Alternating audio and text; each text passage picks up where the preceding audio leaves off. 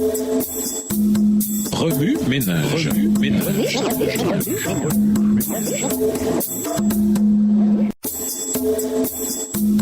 Remue ménage.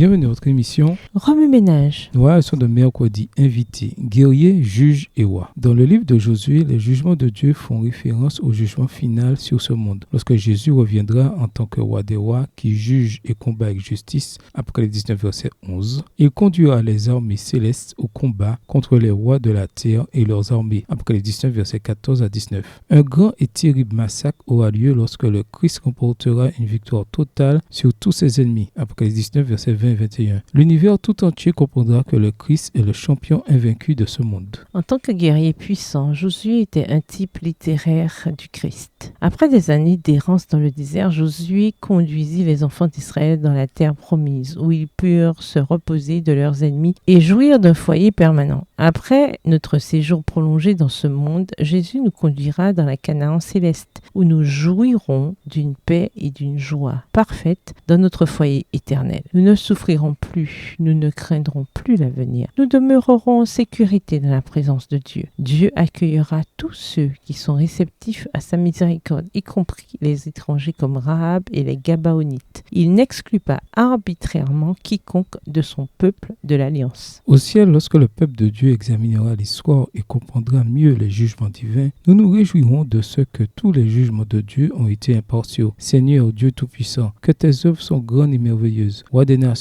que tes plans sont justes et vrais. Apocalypse 15, verset 3. Les anges du ciel y ajouteront leur louange. Oui, Seigneur Dieu Tout-Puissant, tes jugements sont vrais et justes. Apocalypse 16, verset 7. De concert, toute la multitude céleste s'exclamera. Alléluia, louez le Seigneur. Le salut, la gloire et la puissance sont à notre Dieu. Ses jugements sont vrais et justes. Apocalypse 19, versets 1 et 2. Tous verront l'intégrité et la justice des jugements de Dieu. Les questions qui sont restées un mystère dans cette vie seront clarifiées en ce jour. L'éternité fournira le tableau d'ensemble des événements qui se sont produits dans ce monde. Le livre de Josué nous interpelle fortement aujourd'hui. Il nous rappelle que ce monde appartient à Dieu et que le Créateur est le chef suprême de tout. L'histoire de ces jugements contre les Cananéens nous rappelle que Dieu tient les individus, les organisations et les nations pour responsables de leurs choix. C'est une histoire de miséricorde, une histoire qui montre à quel point Dieu est désireux de sauver même les personnes les plus improbables et les moins méritantes. En outre, c'est une histoire de foi qui montre ce que Dieu fera pour ceux qui lui font confiance. Elle nous demande de manière très précise si nous serons loyaux envers Dieu, quel qu'en soit le prix.